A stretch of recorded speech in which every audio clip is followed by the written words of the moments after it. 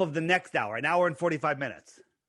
Yeah, that'll be enough. But you did say 3 o'clock last week, so we can go longer. We'll go longer. Well, if Dave wants to drop off, we have more. David Weiss likes it. We'll do the best. I'll do the best I can do. You like it. You know you like it. You ain't got a life. Come on, man. What do you do? You like it. 4th of July, beautiful fucking weather. I got another podcast. Oh, you got to go celebrate your freedom? Is that where you're going, Dave? As long as we do what the government says, we can celebrate our freedom. We're good.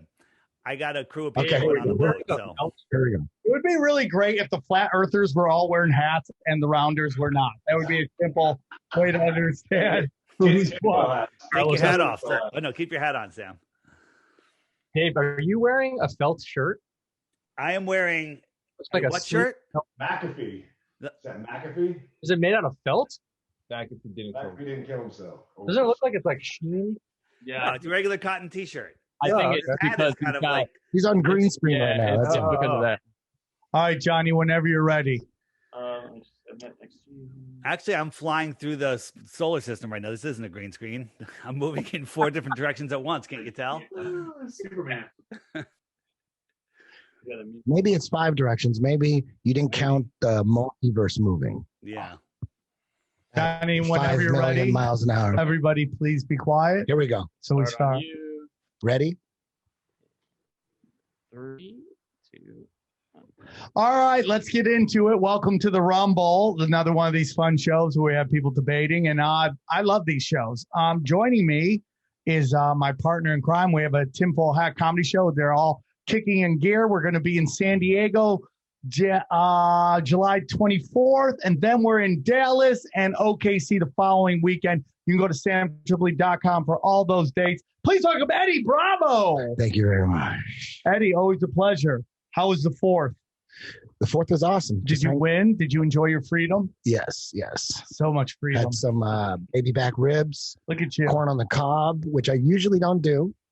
And that was last night. And the craziest thing is I didn't know that we digest food so quickly because in the morning dump this morning, there was fucking corn. Really? Yeah, and I was like, that was like 12 hours. That's 12 hours. Now you know, right? That's 12 hours. Welcome to the old codgers show.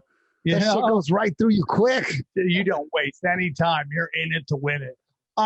So this is a great show. Again, you can see Eddie live at he crushed it in Houston. We're going to be on the road doing some more gigs. Again, go to samtripoli.com. So Eddie, and then we also have returning champion. He has become, I believe, the poster boy for Flat Earth. He wherever he is, he's arguing for Flat Earth, and I'm always honored to have him on the show. Please welcome Dave Weiss. How are you, Dave? Hell yeah. What's going on? Arguing the truth is the easy part. So Dave, you're always right. Dave, you have a bunch of things you always like to pitch. So where can they find you? Tell us about your app real quick. Yeah, you can find me at theflatearthpodcast.com. That's where all my links are. And then my app, which is the Flat Earth Sun, Moon, and Zodiac Clock app by Blue Water Bay, available on Android and Apple. It's the highest rated app in the app stores. Everyone loves it. 5 stars all the way, except a few trolls in there knocking it down with 1 stars. But I have a challenge for you guys when we're done, and I'm going to give you 2 Bitcoins if you win. All right. 2 Bitcoins. They're worth 35 grand right now. Yep. So we got stuff going on in the studio right now, Johnny? Yeah, we're good. Okay, we can hear you. Eddie, you brought a bunch of friends on both sides of the Flat Earth discussion. So why don't you tell us who's here with us? Well, the last time I was on, we had David Weiss on as well. And everybody's pretty much pro Flat Earth. I mean, XG, he's pretty much Flat Earth. He just won't admit it because he's still trying to get laid. Yeah. Yeah, as soon as you admit you're flat, if you're single, do not tell anybody you're Flat Earth if you're single. Okay? There is a Flat Earth dating site linked you in ain't the gonna app. get any pussy. If you have the app, you can join the Flat Earth dating site. It's taken off.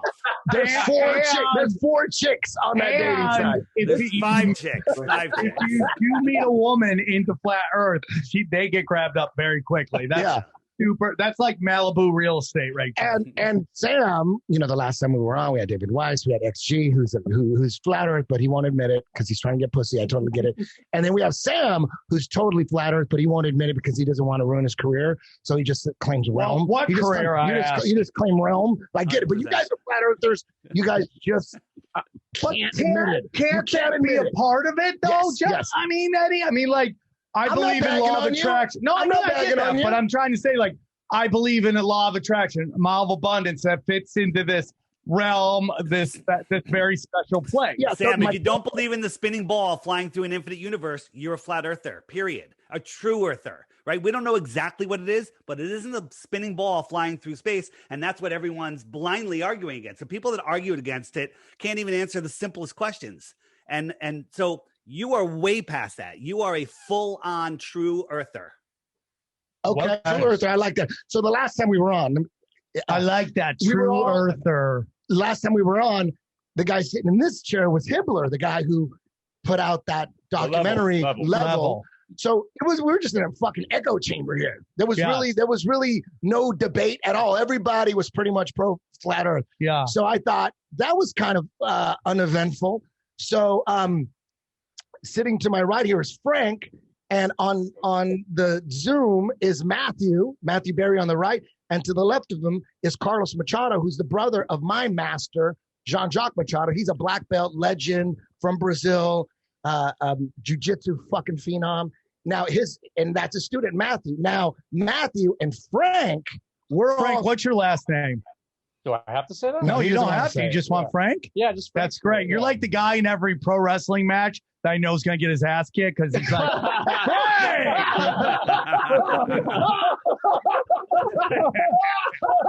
You know what, dude? You remember a Bill Burger? No, Bill Burger would come out and get fucking killed. You remember Bill Burger? Yeah. They always brought out Bill Burger. And then there was those guys that would what was his name? B. Brian Blair. Yeah. There was the guys that went out and just got crushed. They were never in the match. And then there was B. Brian Blair level where they would fucking do some awesome shit, but they would always lose at the end. Yeah. They would never win. Yeah. Here's the thing. I want these guys to know we were all in their shoes once. We were all fighting against this thing. It's the dumbest thing in the world. We refused to look at anything, stuck in our ways. And then we had to look. We had to dig in deep. And instead of just believing, we started knowing. And then you'll know. You don't live on a spinning ball. Real quick, before we get into this, let me I'm not arguing anything. I don't have any. It was just funny. Living in the round earth or. I do want to say with when it comes to my last name, it has nothing to do with being tied to flat Earth. It has everything tied to where we are now in our society. I don't want to, dude. You know what I mean? Cool. I don't want to have to tell me your real name. Listen. My real name. Most of my best friends are not flat earthers. Yeah. So it's not like I just hang out with flat earthers. Yeah. I just wanted you to know I'm not so attached to the round. I think as scientists, I like that. One way on we the failed. All dudes versus one guy. No. This is my point. Is that as scientists we have to be like 2-year-olds. We have to always ask why. But nowadays we're so complacent. We've gotten to a point in science where we just say yes to someone else's data. So introducing these guys really quick. Okay. I never got done. Okay. I always digress. It's my fault. So Frank here and Matthew, we're on a chat on MySpace. We're the only guys on MySpace. Yeah. We're on a conspiracy chat on MySpace, and there's like 100 of us. Yeah. And we battle all the time. And I would say there's 15% are flat earthers, and like 85% are round earthers. Really, I thought it was the opposite. No. I feel like I'm always against 5-6 people. It's the other way. It's 15% are team ball, and the other ones are that's how I feel. Okay. Okay. So, but anyway, anyways, Frank and Matthew are definitely the ones that come out and bomb on flat Earth. Yeah. And they were bombing one day, and I thought, you know what? Instead of bombing on a MySpace chat, no one's even on MySpace anymore. Why not just bring it to Tinfoil Hat? So I asked them, I go, you guys want to do this debate on Tinfoil Hat, because we need somebody to debate, because nobody wants to debate. I try to get people on. So Frank and Matthew agreed, and they're on the fence, really. They got open minds. They're open-minded. Yeah, because the fact that they're on that MySpace chat, it means a red pill. Yeah. So when you're red-pilled, you're already on the doubting the mainstream version of science. Already, because we already see that science could be bought very easily. Yeah. A lot of agencies, the guys that are running or the mouthpieces for all these different government agencies, easily you could buy them. We also, I mean, like when I meet somebody who's like in their late 40s or 50s, and they still like to determine who they're friends with based on politics. I go, you've lived no life if you still allow politics to decide who's your friend and who's not your friend, right? It's like you should have lived enough life to know that people could see stuff different, and that at the end of the day, whatever you believe about politics and whatever I believe isn't going to change anything. And like, I'm not here just to talk to people I agree with. I think that's a very boring thing, but how does that apply to science? Real quick, hold on. That applies that if you're in this game long enough and the game is life, you see where a science comes out, says one thing, and then 6 months later, they're like, oh, that wasn't true at all. Or you find out the person or the company funding that study wanted a certain outcome. Yeah. I mean, I think there's a few things at play. When you don't see people coming onto the show, I think it has a lot to do with people's fear of their reputation being blown, because we're so reputation based right now, right? That's why social media is so big. You post on Instagram, you've got this cool life, when in reality, you're probably broke or whatever. Totally. But and now, so Frank, I think for me, I don't care. And well, more than that, I trust Eddie enough and you guys that your whole aim isn't to put me on blast and my reputation. But these people that don't know, they're not in this MySpace group, they don't know what the fuck's happening. Now, explain to people what you do. You work in science. Yeah. So you're a scientist, right? Yeah. Well, I used to work in immunology, but now I'm on the business side. So my whole purpose now is I go out and I get my current pharma company to partner with other pharma companies. So you work for a pharma company? Yeah, to co-produce a new drug or to discover a new molecule, whatever it may be. Before I was actually on the lab bench, but I just want to preface that I'm not currently on the lab bench anymore. There's a lot more money to be made on the business side of things, obviously.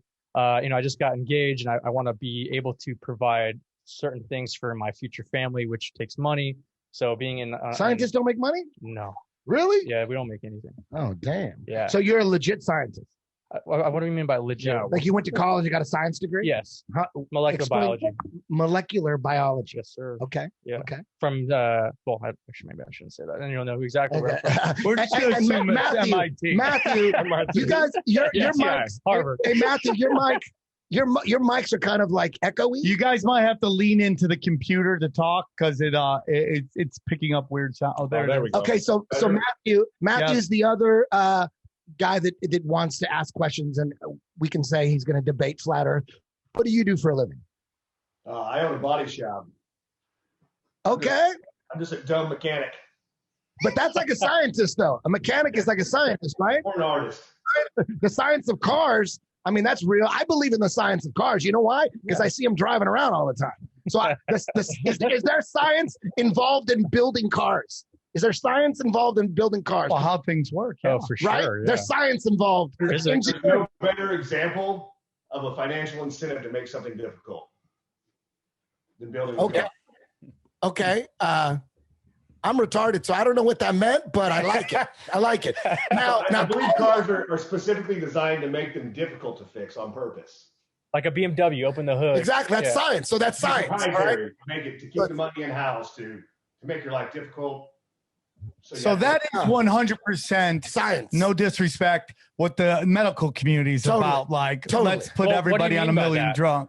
Well, like, so what do you mean by I always tell community? People, go to your doctor and bring up homeopathic remedies and watch them have showing sun to Dracula. They're like, right?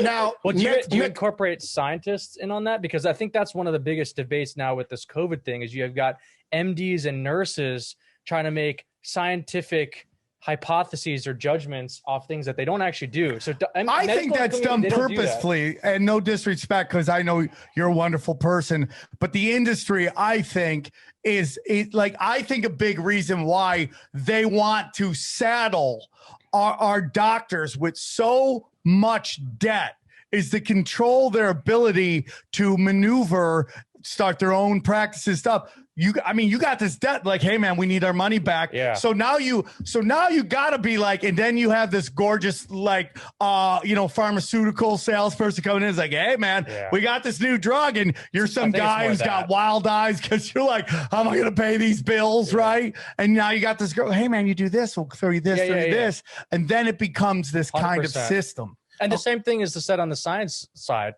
So a lot of these immunologists out there with COVID, they're getting funding from either the government or Bill Gates or whoever. And so they're very uncomfortable coming out against that because they lose their funding. Yes. But they'll try to like slide of hand. Like they'll say things like it's our best guess or whatever. But in reality, we've become very scared, and I think it's a symptom of our current society that we're not courageous anymore. We hate courage. We want to be victims. Everyone wants to be a victim, but if you want to stand your ground and be courageous, very shit on. And I think there's not a lot of money in courage. No, and that's the issue with scientists too. I mean, there are scientists coming out, and they have been since COVID even got released. There's a comedian out there. I'm not going to say his name, but. Everyone's talking about brave this, brave that. And I always say nothing brave is ever done on a private jet making 20 mil a check. Nothing like that is. It's what is acceptable by the status quo. When it comes to that stuff, you always hear this with conspiracy theorists, and we'll get back to flat earth. They're always like, how? Well, dude, somebody would know. Somebody would say something. No, not really, man. Like when your paycheck is associated with a certain thing, it's very scary to go, hey man, this is not right. And you see it happening in the medical community, people losing their medical license, or they got to walk away from their practices because they're just not comfortable with this kind of psyop that's going on right now. Yes, there is a virus. I'm not saying there's no virus, but what's accompanying this thing is very questionable. And it's a couple brave people, and they lose everything. Everything. And it's like that is when everything is on the line, that's bravery. Now, me, Matt, and Frank were on MySpace discussing this debate that we were going to do on your show, Matthew said, hey, Carlos Machado, your master's brother, who's also a master, he's into flat earth. I said, what? I said, Carlos Machado's a flat earther? Explain. Carlos Machado, can you explain how you got into flat earth? Let me tell you this, all right? I'm a rebel without a cause. Let's put in perspective this, all right? When you seek the truth, not everybody is ready for it, and not everybody is ready to hear it. You understand? And we are so conditioned in a certain way. I use the jiu-jitsu mindset. I break things down. You understand? So when you give me information, I don't take it face value. I break it down, and I try to find the sources. The other thing, too, the average Joe nowadays can buy a good laser. They can have a good camera with zoom capabilities. And I'm sure David is going to kind of extrapolate on that. I like to use my imagination. I say, okay, instead of trying to prove somebody wrong, well, let's say the flat earther, let me see if I can disprove the flat earther. Okay? So you get into a conundrum where whichever side of the equation you are, you may have arguments that defend both positions, but you may not be in a position to disprove certain contentions that are quite valid when it comes down to what the average Joe can do today. I'm not a scientist. I don't have a scientific background. I do take jiu-jitsu in a scientific approach. You know what I'm saying? Because I feel if I want to leave an imprint here in what I do, I have to be very minute to the degree that I go to get as far as I can with the answers that I'm looking for. So if you present me a question as a student, if I don't have the answer, that's what motivates me. So when somebody tells me that the earth is flat, I'm going to say, how come? All right. And then I'm eager to see what David's going to say. I'm sure we're going to correlate. And I'd love to hear what Frank has to say. I'm in a position too, I agree to disagree. I'm not here to prove a point, nor to make a point. I like to use my imagination, Eddie. Eddie, you created the 10th planet, bro. Right? So you walked out of Jean-Jacques Matthew and said, you know what? I'm going to try to do this thing now, no gi all the way. And you came with a terminology that I've never heard before. You know what I'm saying? And so you kind of reinvented in your own way, a new way of looking at jiu-jitsu. Now, we are not reinventing science because electricity existed before Thomas Edison or Nikola Tesla came to play. They just revealed to us what was already laid out by nature. And I think right now, because it's easier for us to make our own diligence, and this is a problem that I have, we're raised without critical thinking. You go to college nowadays, and how many of us, go to college and then realize, I wish I didn't, because all the crap that I learned there I can all use in real life. You know what I'm saying? Right. So I make a point where look, there's a political side to this because I represent a lot of people. If I was to voice everything that I really know, half of the people would be happy with what I'm saying, the other half wouldn't.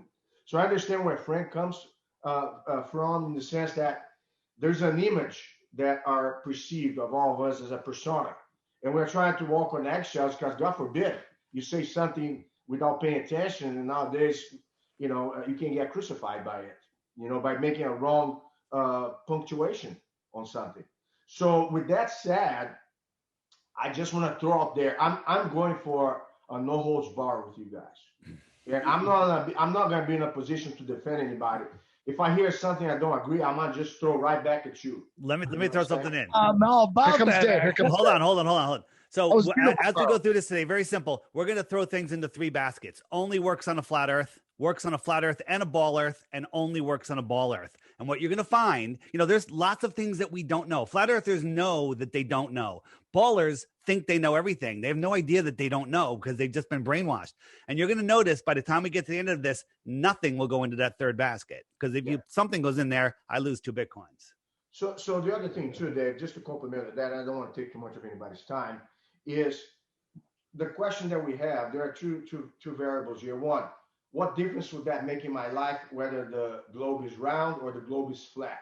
I believe that we all individually, we have a responsibility to become a better version of ourselves, regardless of any knowledge that we can gain from it. But if you can find the truth on something like it, it's a red pill that is going to give you probably more ammunition to find answers in many other things. And it's not that you have to be a conspiracy theorist or try to find all the answers to everything. But I think that when you go for a fight, you have to know your enemy. You have to know who you're dealing with. And people that suppress information, whether in science, I mean, you want to know one of the most suppressed areas of human history? Archaeology. Absolutely. We don't know about our past because, God forbid, they really tell what they really find in those excavations. But that's another story, maybe for another day. I'm just throwing that to you guys. I'm ready for the volatility. Carlos, let me ask you a question. When you go into a fight, if you think you're spinning and swirling and corkscrewing through an infinite space vacuum, how well are you going to do? Wouldn't you do a lot better if you knew that you were in the center of on a solid foundation, not spinning out of control, not lost, not insignificant? You take your power back when you understand that you don't live on a spinning space rock. Well, what it does, and I'm not going to get on either side, but I don't know if jiu-jitsu matters if you're on a ball or anything. I know with a gun it is, but what I'm trying to say is, it's like when you know the truth, that sets you free. Okay, because then you go, what else are they lying to me about? But Sam, what the question asked was, how would it affect you if you were living on a flat Earth or a round Earth? And my question is, if this was all a lie, which I'm open to believe because they lie a lot, what is the point? What do they gain in the end? Is there money? Is there something? Listen, hold on. Money is an illusion. Let's answer that at the end. Let's go through some of the stuff. And then before I sign off, I'll tell you why the lie, because why the lie is the most important thing. Does the shape of the earth matter? Absolutely not. It's the lie that matters. And you'll understand by the time we're done why the lie. The lie is the most important thing, that the elite have to keep control over us. Dave, while you're at it, do you mind explaining what you're showing behind you? Yeah, so what this is just an idea of what the flat earth is. Most people think that the flat, they laugh at flat earth. One, they have no idea that they're spinning in their world. They're spinning at 1,000 miles an hour, orbiting at Mach 90, chasing the sun over 500,000 miles an hour while that thing's moving sideways. They also think that the flat earth is a disk floating in space with other heliocentric balls or even other flat disks. No flat earther believes that. And the reason they believe that is because they've Googled it. Again, we did some research. Google. Well, Google's going to deliver you nonsense. When you Google flat earth, you might as well just realize you'll never be a flat earther because it's garbage, right? So we don't believe that. So we believe that the earth is is the basement of the universe. That's the best way I have to describe it. Wait, we live on this. That other thing was that. Hold on, I'll get back to it. That's not true. That image. No. This is the general idea of what flat earth is. The earth is an extended plane. We live in a pond. within that plane, right? The side, a pond, a lake, it needs a container, because if you don't have the edge of a container, water just goes away. If you have a bathtub and the bathtub disappears, the water's gone. If you have a lake and the sides of the lake disappear, the water's gone. Antarctica is the highest land on Earth. It's the land that surrounds our world ocean, okay? These are all of the islands, all the continents are all surrounded by water, but the water is surrounded by its container. That container is Antarctica. Antarctica, we don't know how big it is because it's off limits. You can't explore Antarctica. Even if they let you, how are you going to? Compasses don't work. GPS doesn't work. It's friggin' cold and dark out there. So, but the other image had two suns. That's what I was. No, it didn't. It had a sun and a moon. It had a sun and a moon.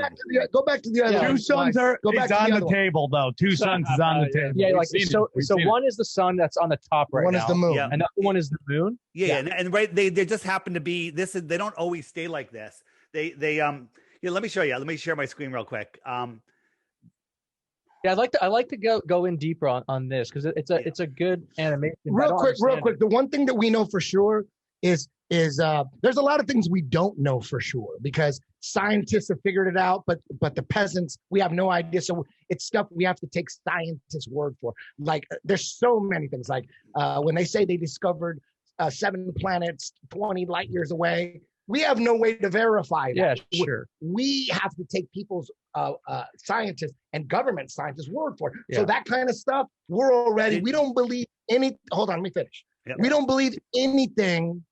I don't, like me and Dick. We don't anything coming from mainstream science that we can't prove for ourselves. We don't know. We don't know. It could be like that to prove the world's round, though. No. Hold on. Let me finish. So what do we know? What do we know for sure that we don't need a scientist's approval? What do we know? We know that there is scientifically. We know that there's some kind of magnetic force in North Pole, right? That's how compasses work. Everybody agrees on that. Everybody agrees that. Nobody's going to disagree with that. That's what we know. That's for sure. Something in the North Pole, there's some kind of magnetic force. Then if there wasn't a magnetic force there, we wouldn't be able to travel in the ocean. We need those compasses. For some reason, it points to the fucking north. That means there's a magnetic force to the north. Everybody agrees with that. All right. I don't need a scientist to tell me that. I know that for a fact. You know that for a fact. Another thing we know for a fact is Polaris is the North Star that doesn't move. And it's right above the North Pole. And I don't need a scientist to tell me that because I've seen many, many videos. Can you put a video up of the stars going around the North Pole? Can you do that? So if you look at time-elapse photography, let me finish. Time-elapse photography. I'm going over stuff we don't need scientists for. We know that Polaris is right above the North Pole where all that magnetic energy is. There's some magnetic energy, some fucking force in the North Pole. And Polaris is right above it. And all the stars go. If you look at time-elapse photography, if you haven't, well, there's literally 5,000 videos on YouTube where you could see the stars going around. What direction? I don't know. Clockwise, counterclockwise, doesn't matter. Well, you have photos of both. That's my point. Okay. What is it? Clockwise or non-clockwise? Why can't the southern hemisphere see Polaris? Though people in the southern hemisphere can't see Polaris. Yeah, they see let me explain that. It's very, very simple. Imagine. Wait, hold on. Before you do that, let me just finish. We know that the Polaris is above the North Pole. We know that. If you can't see it from the south, whatever, we could see it. We could see it from here. Okay, so it doesn't matter what I'm talking about. So we know there's a magnetic force in the north. We know that Polaris, coincidentally, is right over this fucking magnetic force. Coincidentally, and it doesn't move. And all the stars go around it. Who cares what happens in the south? We're talking about the north. So what we know is in the North Pole, there's a magnetic force that it's with Polaris right over and everything goes. So there's all these stars going around the North Pole. And coincidentally, that's what the sun and the moon are doing. They're going around the fucking North Pole. So whatever force it is that a compass is pointing to, in my opinion, based on that, is the same force that's connected to the sun and the moon and all the stars, because you could see them and they're going around this magnetic force. Everything goes around this magnetic force. David Weiss. Hold on, Johnny, ask your question again, and then David's going to answer it. Then I got a question. Wait, we didn't even go back to that dome that he was showing. Were the sun and the moon so, in the dome when you or go out back, of the so dome? when you go back to the image he had, now go back to the sun and the moon going around. Yeah, this one. So is that a dome on the outside? So check this out. No, is it? I don't know. Yeah, he's really new to this on firmament. So check this out. So based on what I said, if this map is correct, the North Pole is in the center. Sure, yeah. North Pole, and the sun and the moon are going around the North Pole. Are they in or out of the dome? In the dome. They're in the dome. In the firmament.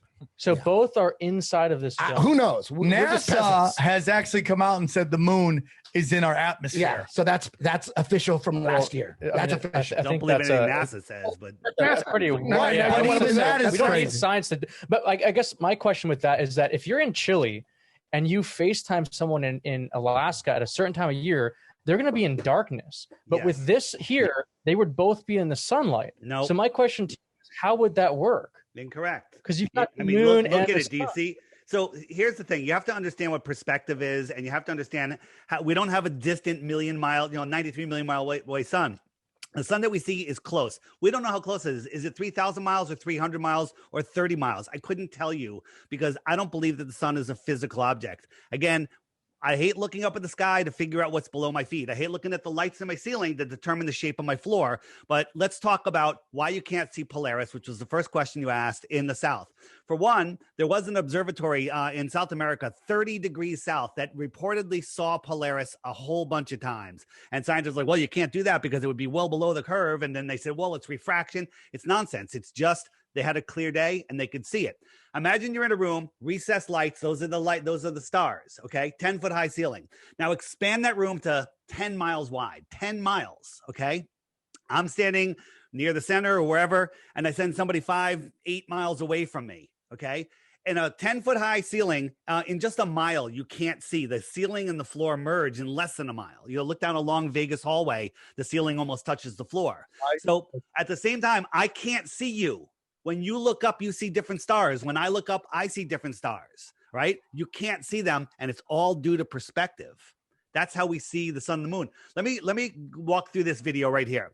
So these lights are all the same height. You know it. They're just going away, and they get lower due to perspective. So here's how we see the sunset. When you look up, there's your line of sight to a cloud. Imagine there's a whole cloud deck. Right? When I look across Long Island Sound, New York City is 25 miles away. The clouds are literally touching the water. They literally merge with the horizon at just 25 miles. So here are all the clouds merging with the horizon. So now this guy is going to look at that distant cloud. And if you drew a line from his eye to that cloud, it would be parallel. He would see it parallel over the water. But is that line really parallel over the water? Okay. He sees it that way. That's his reality. But what if somebody was standing underneath that cloud and could look at that and see that line? What would they see? They would see the line sloping down from the sky to his eye. They would see the opposite of what he sees. Hold on. Here it comes. So the guy under the cloud, he sees the line sloping down. Okay. So that's what's really going on. So this becomes this guy's horizon line, sloping up into the air. Well, horizons are always down level, but remember, he saw it level. So if you extend that line, here's the cloud, we extend it all the way up, and that becomes his horizon line. But for him, the horizon line's on the ground. So when the sun just travels away, whenever it crosses this line, it will disappear because it's blocked by all of that atmosphere. I call it atmospheric blocking. Even on a clear day, the atmosphere becomes opaque, and I can prove that. Okay. So this is what's really happening. But what this guy perceives is what his perception, what perspective is showing him. Almost done. And then you could ask anything you want. So I'm just going to show you real quick. So his point of view sees it like this. So he sees the sun appear to go down and set behind an imaginary horizon. It's an apparent horizon. That's what he sees. And this is true on land or water. This is true everywhere. It's like go back to the street lights. Go back to the street lights. Go back to the street lights. But those are in fog. Okay, no. So we know. No. Look at the street lights. Do you see how that second one and the third one look lower than the first one? I don't know. What No. Go back to the street lights, please. Just go back to the street lights. Going down. Just stay right there. Can you can't stop it. I can't stop. I just keep repeating. Okay. You see how this there's the first one, and the second one, and the third one. The second one, third one, it constantly gets lower. Yeah. Is that due to the curve of the Earth or perspective? Well, it's both. I mean, no. It's not. No. Is it? You think it's already curving? The reason it looks no, it's not because it's too short of a distance. Exactly. But it doesn't mean that it's not. No. It doesn't mean that. Hold on, it doesn't, but it does prove perspective. It doesn't prove that there's no curve. It doesn't prove that there's no curve. Arguing that there's no perspective? No. Yes, some are. That's the whole. That's the whole argument. What's the argument on perspective? No. Listen, let me finish. The second and third one, and beyond, fifth one, sixth, all of them are slightly. They appear to be shorter, but they're not shorter. No, yeah. Perspective is that it's going over the horizon. No. That's not what I'm talking about. That's what I mean. Like I don't know. Hold on. No. The second, third, fourth, fifth, sixth, seventh, each one looks shorter. It looks shorter than the first one. Right. Is it shorter? No. Okay. Of course not. It's perspective, right? Carlos? Okay. So what we're seeing is in that short space, every light looks shorter than the other one. And then after like 20 lights, it goes to eye level and then it disappears into the horizon. That's exactly what the sun's doing. Oh, okay. That's where it is. You're comparing. And also, wait, Carlos, go for your question, and then I'll add on. Go ahead, Carlos. Hold on, Carlos. It's not low. The sun ain't setting. It's going away. He's got that. Going away. He said that, Carlos. All right, let me throw it there. Dave, that's the first thing that I stumbled across because I know the curvature, if the 25,000 sphere that supposedly is our planet, it has to follow a curvature pattern. And upon what I read, engineers that build railroads, bridges, tunnels, and so on, or pilots that drive planes, they never discount what the curvature. I mean, they have their route, and I haven't heard of any of them try to make provisions. Oh, I have to go down a little bit. And in the example of the Bedford experiment, and then I would like to hear your word on it. It was a 6-mile stretch on a channel, on a canal. And you were supposed to be, if the curvature existed the way they say, the point of vision would be 16 feet below the perspective of the person watching this little boat, sailing all the way to the end. And I think this could be a good one for us to throw at Frank in a respectful way for us to start kind of dissecting this thing here. What do you have to say about the curvature? If this really exists? Please, this is normal. No, Carlos, I guess the first part of your question I'm a little confused on. I didn't catch all of it, but the second one, I've noticed these photos a lot, but they're always over water, and water is going to be a little bit. I think I know what he's saying. How come we haven't heard of if there is and if I'm wrong, Carlos, please correct me. But if there is a curve, pilots should have to take account for the curve when they fly, or they go right into the space. Right? I mean, right into space. Oh, I see. There would be. I want to answer Carlos's question. Let me answer Carlos's question. Carlos, hold on, Dave, real quick. Hold on, real quick. The reason why it's done over water is because water don't lie. If you can't the refraction, he's going to explain refraction, but explain mermaids. But on land, it's hard to factor in curve because there's mountains and valleys. So at land, like you got to throw the curvature out the window. But water, and most of the planet is water. That's where you test the curve is on water. Go ahead, Dave. Sure. I guess so. The question. I mean, we're still on that first one with the sun. When you look on, if you lay down flat on your back and you have someone just holding a plate, even a small plate, and if they circulate that plate around your head at certain angles, it's not going to be circular anymore. It's going to be I 100% agree. So how is it that it's always circular, especially for the moon? The sun may be different. It's hard to look at, but the moon is always circular. And then just real quick, Dave, the other point along the moon, because I'll just get it all in one for you. When we look at it from the North America or Europe or whatever, we're seeing the same moon. Everyone sees the same face. It's not different. Now in Australia, they see that a little bit flipped because they're coming from it from the bottom of, let's say, this round Earth. You've put like 5 questions out already, just one at a time. So let me. I'm going to go backwards. If right now in your room, somebody put a 6 on the ceiling and you stood on one end of the room and looked at that 6, what's the person on the other side of the room going to see? A 6 or a 9? Does that mean that their room is a sphere and the other person's upside down? Absolutely not. So there goes that complete argument. That's why Australia sees the moon upside down. They see the moon upside down because they're on the other side of the room, period. That's the end of it. Okay. Why do the toilets flush different? They don't. It's a myth. And I have toilets in my house that go in opposite directions. It's just the way the water goes into the bowl. Total myth. No, I don't understand your answer. Makes sense. I guess maybe I didn't explain it well. The moon, no matter where you look at it, you could be in Tokyo. It looks like a sphere, right? No, it looks like a sphere, but you're seeing the same face, is what I'm saying. The same face. But when you're in the southern hemisphere, you see a different side of that same space. You see it twisted. So my point is, if you're in America, San Diego, and you're looking at it in Tokyo, you're all seeing the same ball, but from different faces. You're seeing the exact same face of the moon, just at different. It's spun in different directions. Because just put a clock on the ceiling, and then everybody stand in a different place in the room, and everybody will have the bottom of that clock and the top of that clock at a different rotation. It just has to. Clock. So are you saying the moon is flat? Is that? So let me ask a question: are these spheres? What is that? I don't know what this is. The moon. Is this one a sphere? Before she picks it up, is that a sphere? I mean, from this perspective, it looks like absolutely. This is my point. It's not a sphere. It's flat. Okay. So my point is, you don't know what shape the moon is. My point is this a sphere?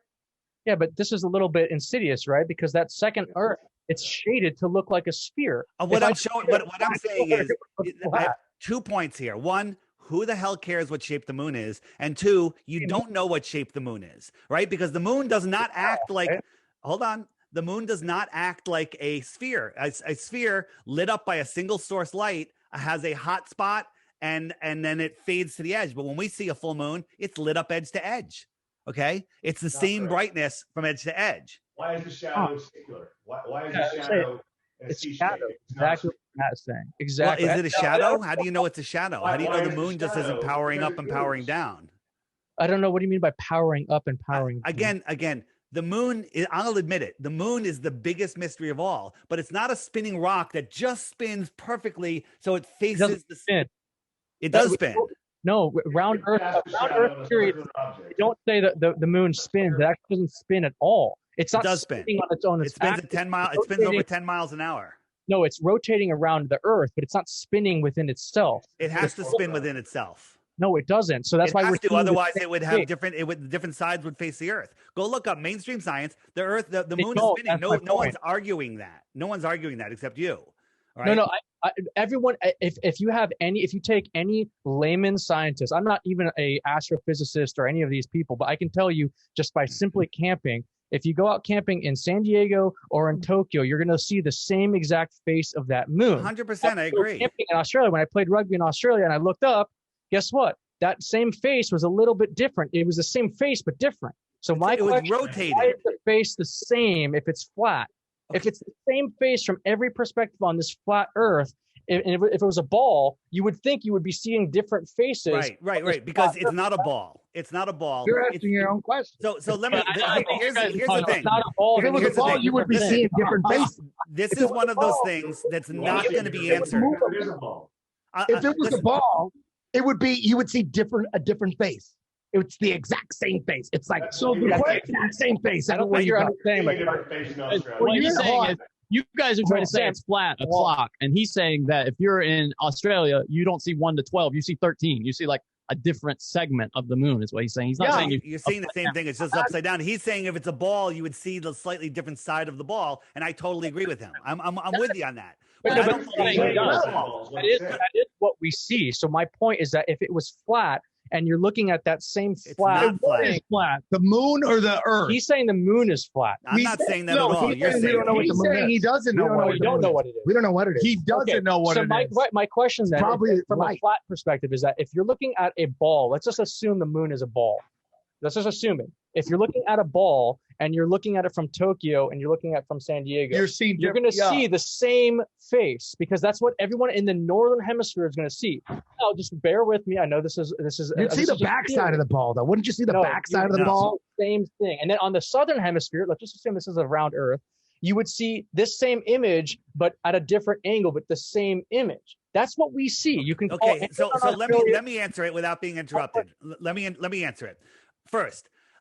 Dave gets feisty a little I do. I'm just trying to get the information out. Listen, so on a flat Earth, if you stuck a basketball to the ceiling and you wrote numbers on it, whatever, put arrows on it, one person on the north side of the room, one person on the south side of the room, they'd see it in a different rotation. I got it. But you're saying, hey, if it's a ball, they kind of see this side of it, and then they'd see this side of it, and you wouldn't see the exact same face. I agree with that.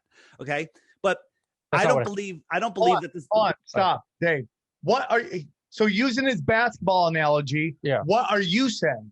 I'm about to tell you. Hold on, Dave. Let him. Let's take that basketball analogy. On one side of the basketball, you'll see Spalding. Yeah, right. Everyone sees that. And the other side, you'll see NBA. NBA, right. Right. So if you're looking at a round ball in the air, right, you're looking at it from Tokyo or San Diego. Yeah. Everyone is going to see the Spalding sign at the same. They'll all see it the same way. Okay. Right. If you're on the southern hemisphere, right? Yeah. And and you're now looking at the moon. It's going to be a different angle of that same. You're going to say like 35 pounds of pressure. You're going to see. No, you'll see Spalding, but at a different angle. You're going to see a little more. I got it. The other side. No, that's not what. Listen, you said it 10 times. I get it. Listen, I'll explain it. No, you won't see it with a round moon.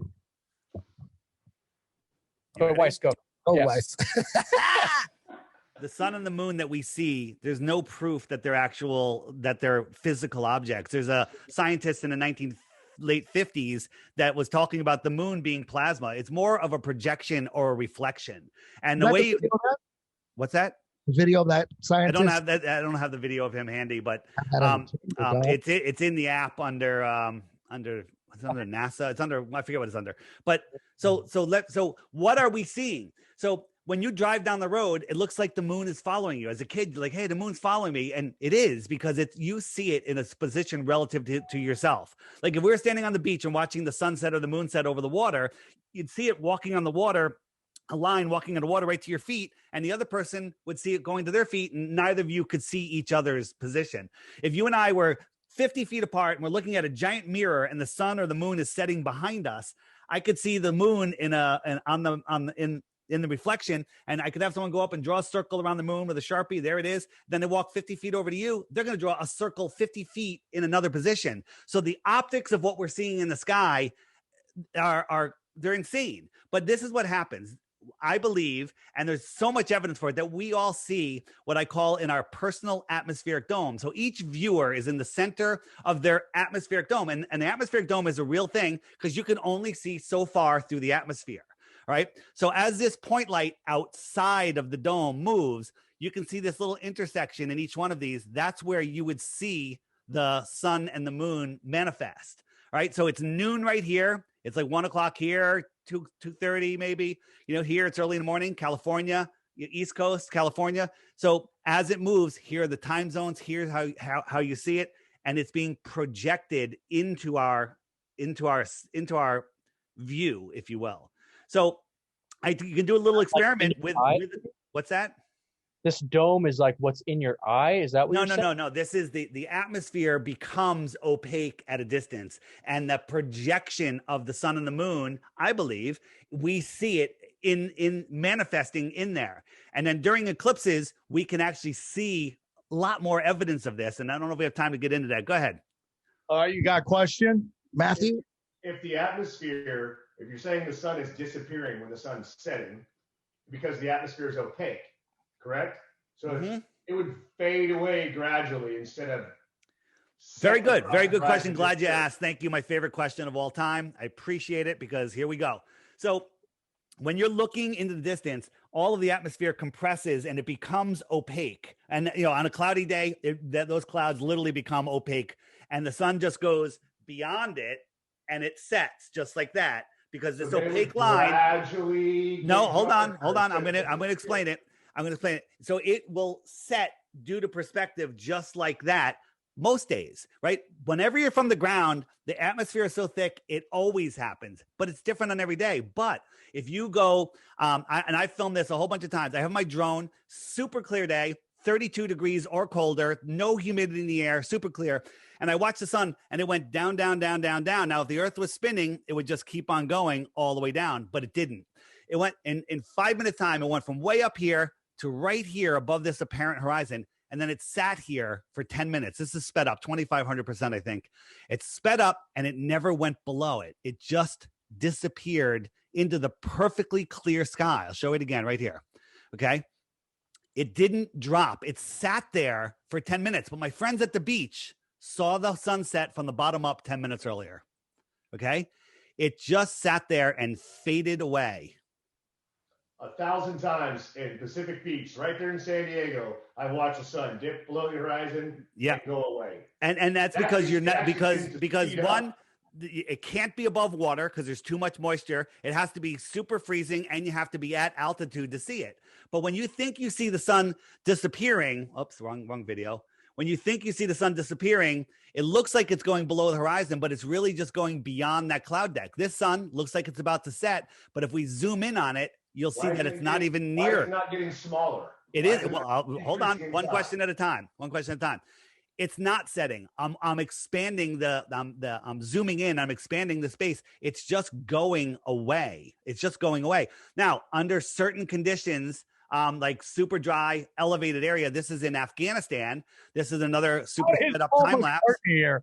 Yeah, what's Macca doing there? What's Paul McCartney doing? He's in there because the fool on the hill sees the sun going down, but the eyes in his head see the world spinning round, right? This sun is clearly just going away, right? It's clearly just going away. Let me show you one more thing on perspective, and then I'll show you. I've never seen a sunset that looks like that in my entire You've never life. seen it because you're watching it over water. How many sunsets have you watched from elevation on a super clear day with zero humidity looking over land? A bunch of them in Colorado. Or, well, no, Colorado, you're looking out over the water.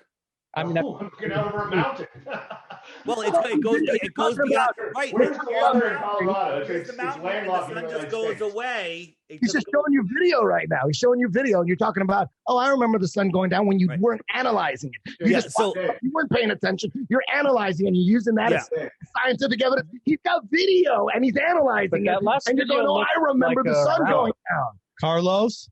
So, Dave, go back to the curvature once you get done with that, because if you work with the optics of having binoculars or telescopes and use a ship on the ocean and a stretch of miles away, you shouldn't be able to see you lose perspective using your eyes, but you can still see it. Oh, yeah. If you use any aid like a binocular. So and we got to go back to the curvature, because that, I think, is going to make things easier to elaborate on everything else. I think this is the most interesting part. Yeah, because this proof right here, the top scientists in the world still today, when they're asked about flat Earth, the highest level still use this example. It's hysterical because this is the easiest one to prove, easiest ones to debunk. The top scientists go, just look at a ship, just go in the ocean or go to the beach, look at it, and then look at the ship just disappear from the bottom up. That's proof right there. It's going over the curve. It's going over the curve. They still say that. I think we need to go back because we didn't actually solidify. So I understand the moon is gaseous, or it's not a physical body. But do you? I don't understand that. I thought you said that. I said that's what I believe. Nobody knows. The moon is the biggest mystery, right? Looking at the moon isn't how you're going to prove where the Earth is flat. So I'd love to get off of that, but if you want to stay there, I'm happy to. But that's curious to me, because the moon, it has a lot to do with how we, as even ancient people, referenced how we even like predict lunar eclipses, different rotational things, even like the wave and how high waves are for surfing. So I think the moon is very important, and it's curious to have a lot of critiques on the round Earth, but there's no follow up from the flat Earth perspective. I think as flat Earthers, even if I say we should develop some sort of theory to combat these ideas. Right. One of which is your answer with, even if you believe that it's a gaseous form, or if it's not a physical form, it does not explain why people in Australia are seeing it at a different angle. Because I just explained it. I totally explained it. Look, two of you go on the opposite end of the room, and draw a smiley face. And one of you is going to see a frowning face. The other one's going to see a smiling face. The room is flat. The ceiling is flat. Okay, you're looking at it from opposite sides. That's all. You've just been so, by the way, I'm not picking on you, but you've been so brainwashed about the standing upside down and seeing the moon upside down that no matter what I say, you can't see it. People. David Weiss, listen to this scientist. Turn it up. Listen to this guy. Listen to this guy. Can we have volume and start it over? Why don't we just put up a video of the moon from Australia versus? Listen to this guy. Listen. Can you start it over, please? Yes. Who is this guy? You see, here is the sea, Mr. Sanders, so calm and apparently unchanging. And yet, it is part of my new conception about the nature of the world at this same sea. Many times in the past history of our Earth has rolled over the surfaces of the land masses. Man, this is 9 minutes. So can you speed it up? We're going to find the piece. Can you speed it up? I thought I had it. What am I looking for? We're looking for him talking about the moon as plasma. No, it's coming up right now. Oh, it is? Okay, go back. Go back. At this theory of the flood and the theory of people of other races. Oh, yes, this actual event, the last one, is recorded in all the sacred scriptures of all the old civilizations, from the Hindus to the Bible.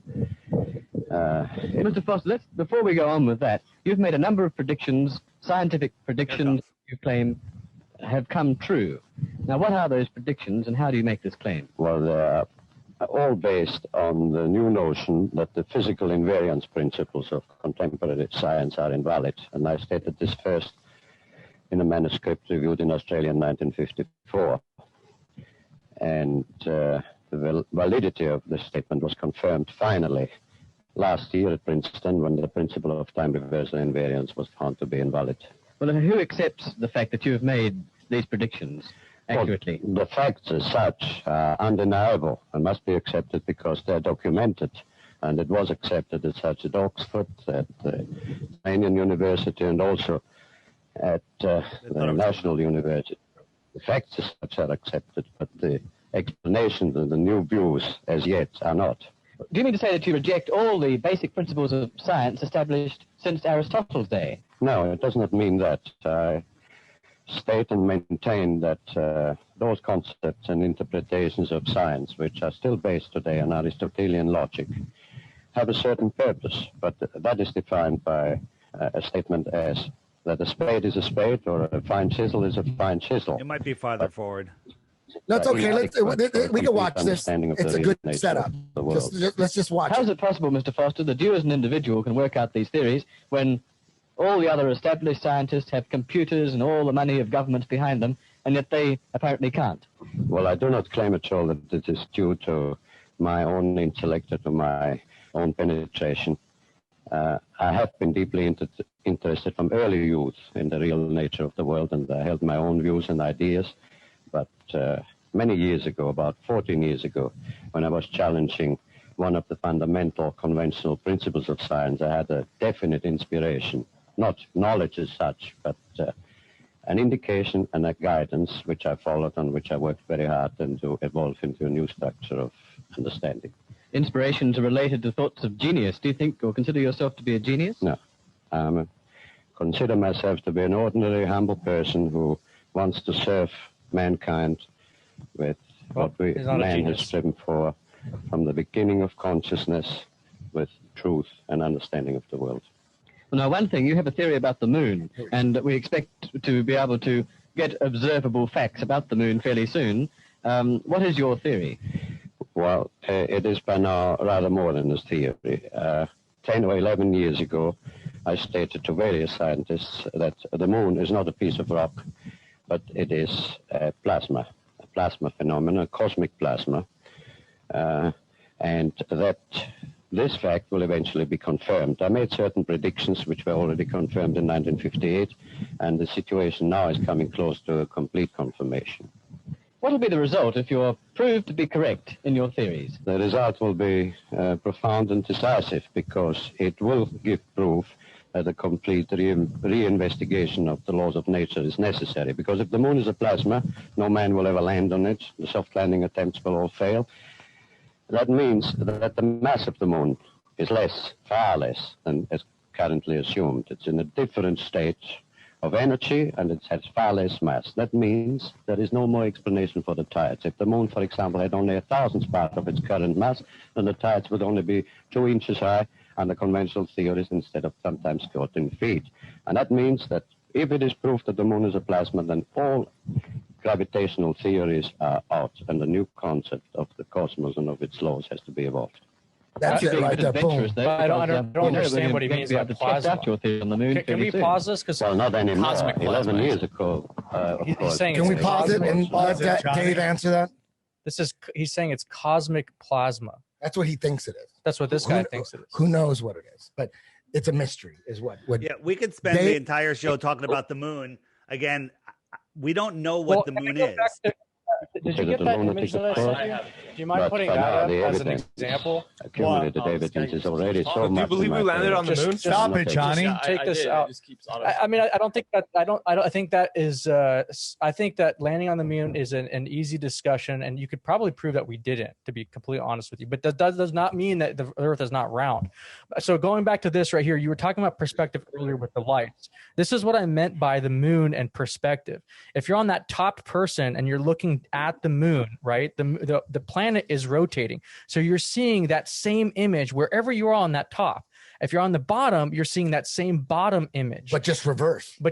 Sure. Exactly. That's what he explained. I know, but with a flat Earth, the moon is rotating in a circle around the flat Earth. So you would be seeing different things at different angles. Also, by the way, going back to your Polaris just like thing, we Polaris do. does.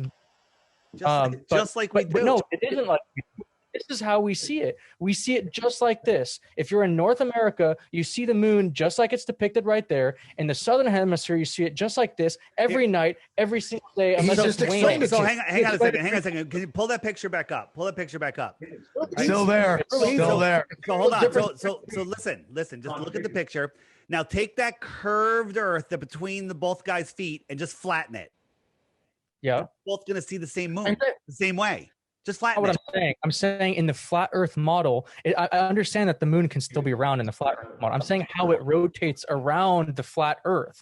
You're going to see a different face. No. Yes, you are.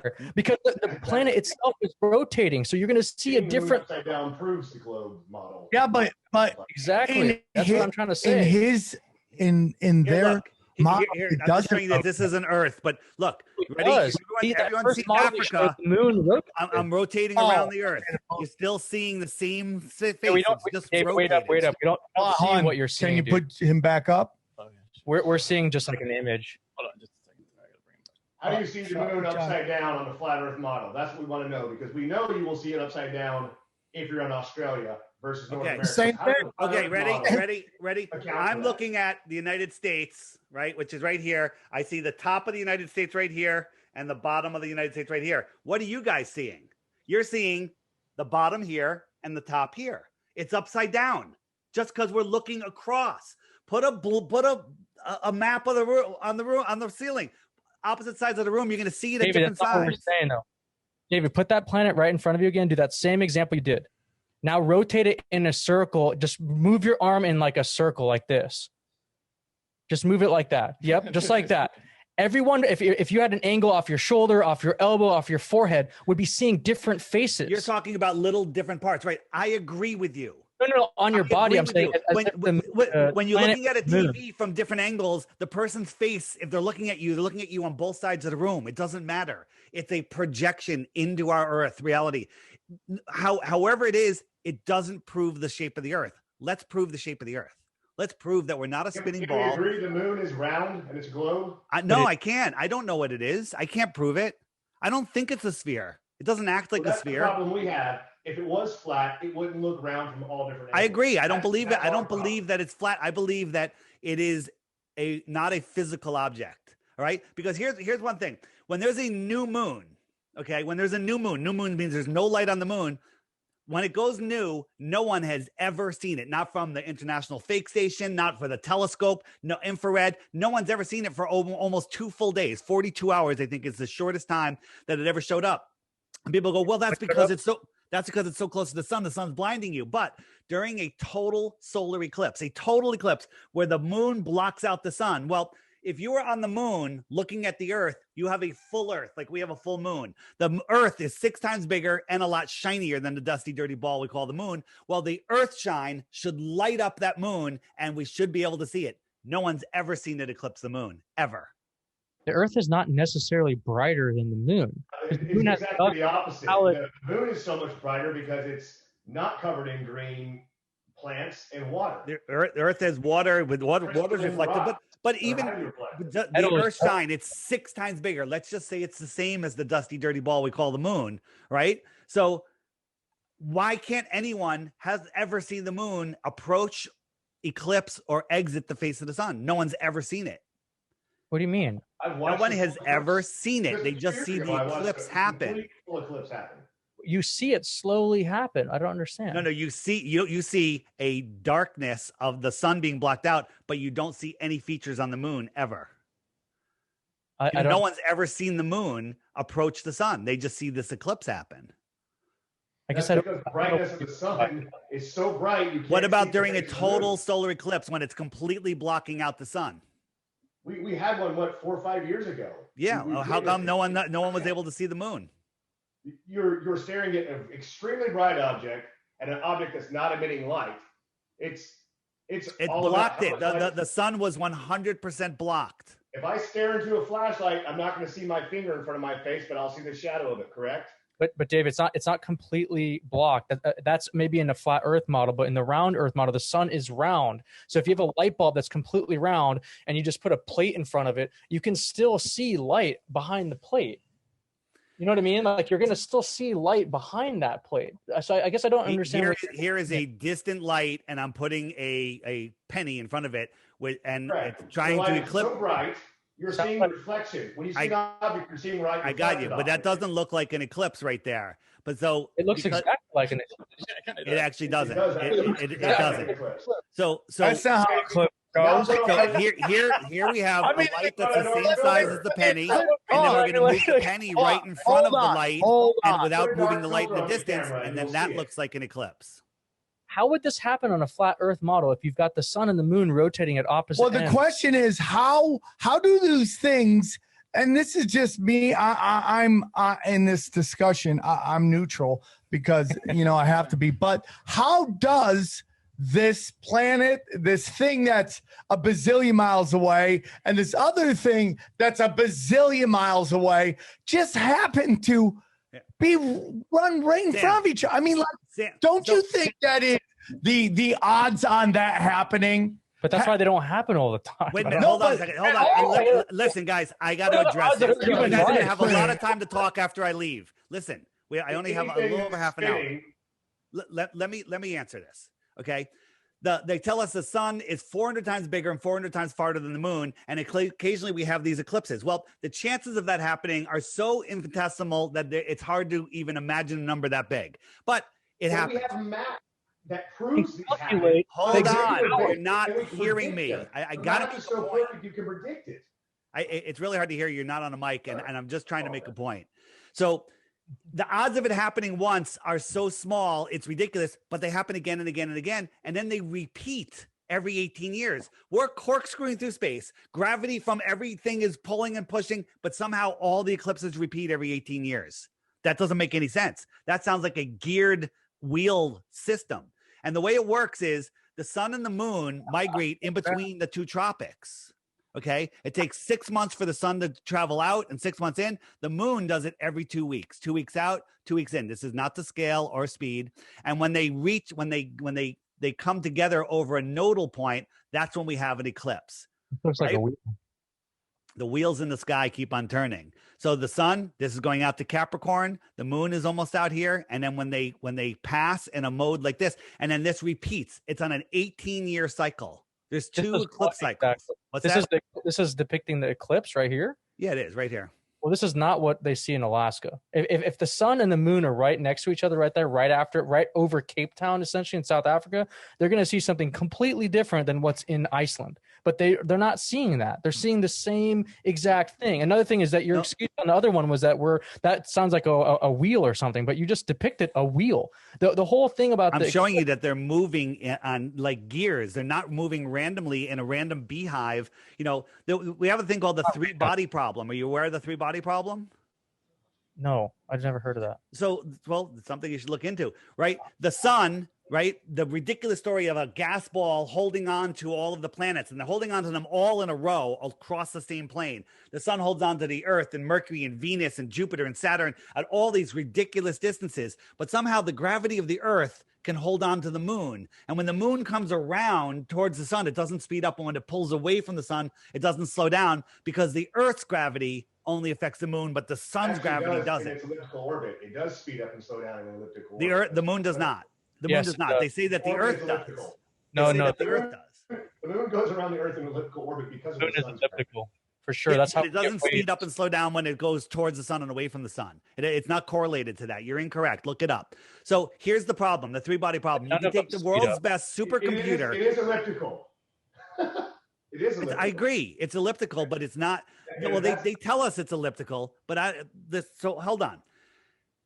You can create a supercomputer model. You got a sun and it's holding on to a planet and it goes into orbit and it'll work perfectly. You can predict where it's going to be for days, weeks, months, years. Okay. Then you add one more body, another planet or a moon, and the entire model goes into chaos mode and never repeats. No computer can figure out what it's going to do next. But somehow all of the 60 some odd objects in our solar system. Show that graphic of the sun shooting through the universe. This is what we're supposedly on right here.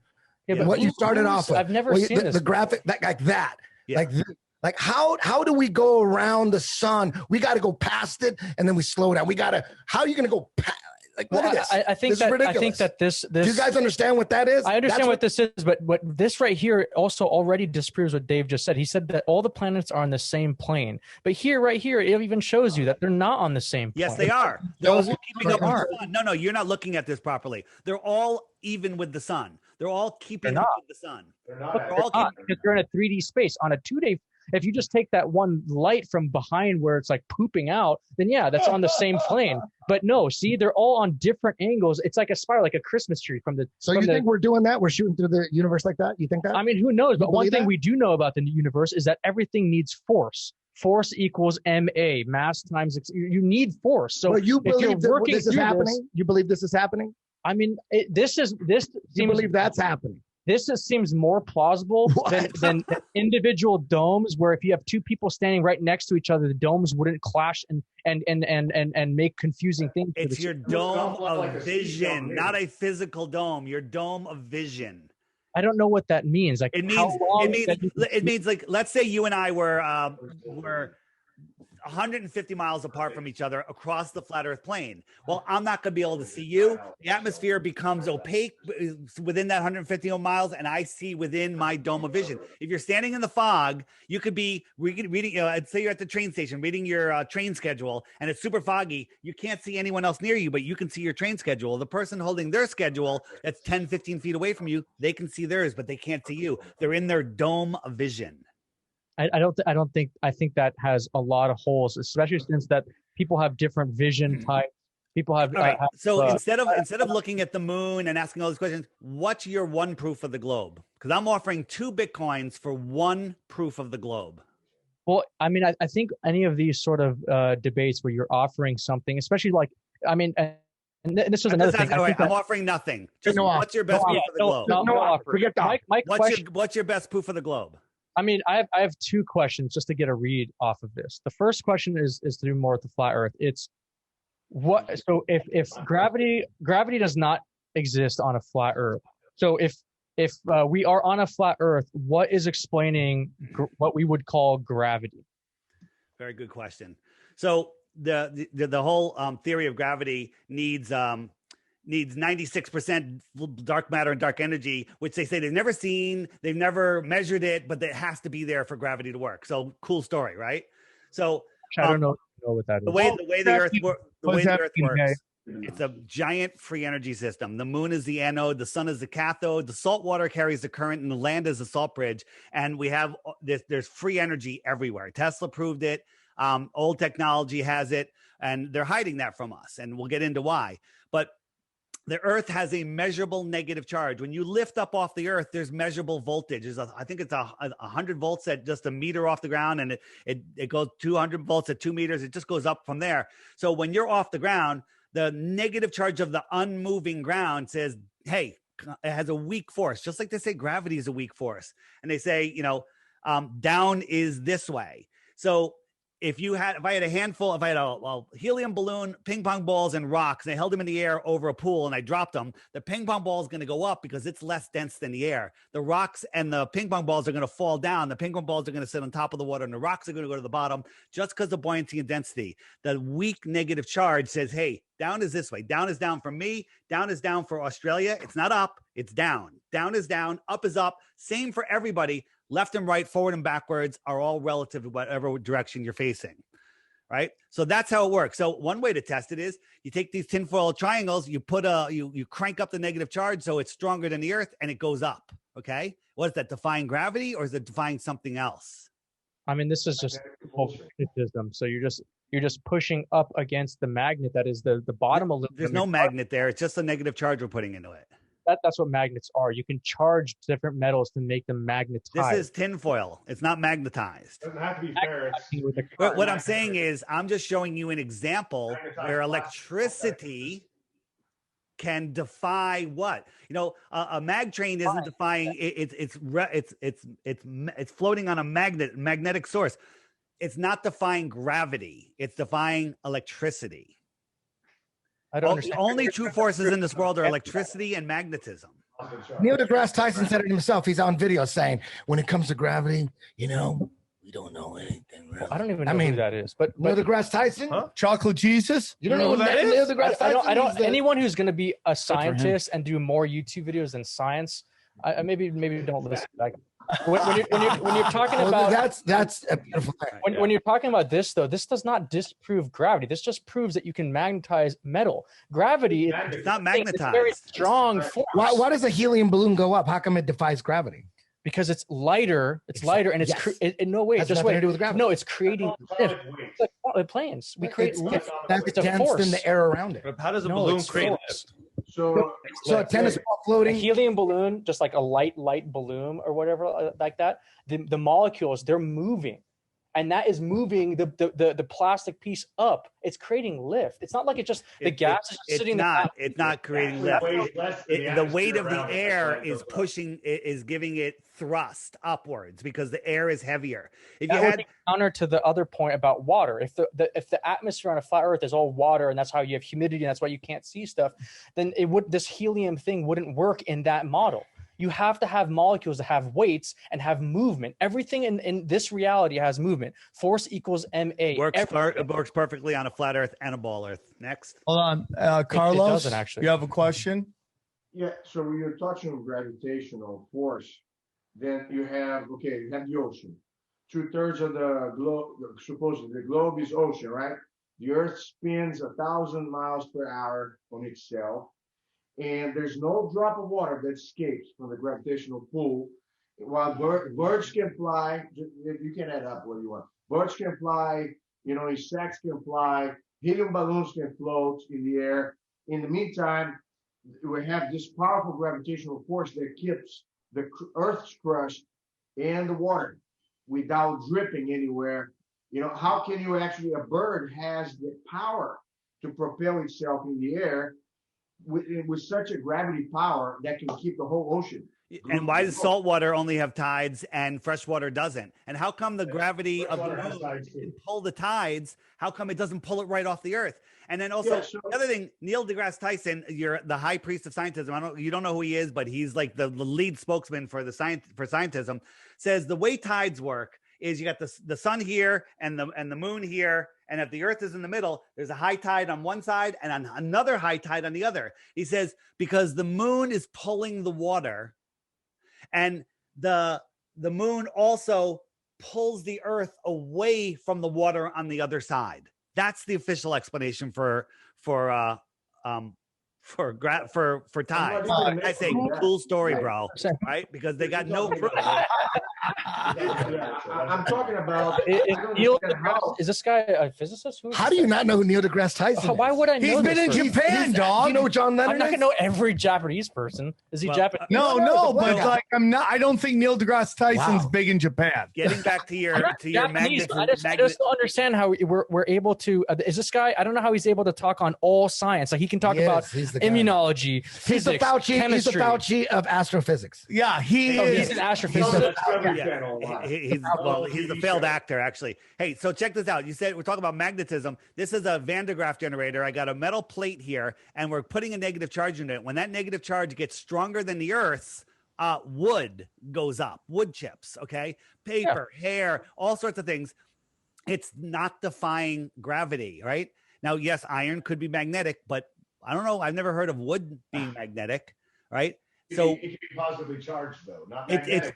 Right. I agree. Listen, it's like static electricity is not magnetism.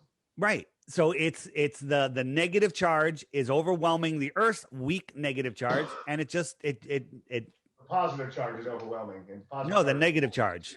Well, negative charge pulls it in, not repulses. Right. Okay. So my next question has to be with the zooming in of technology and zooming out.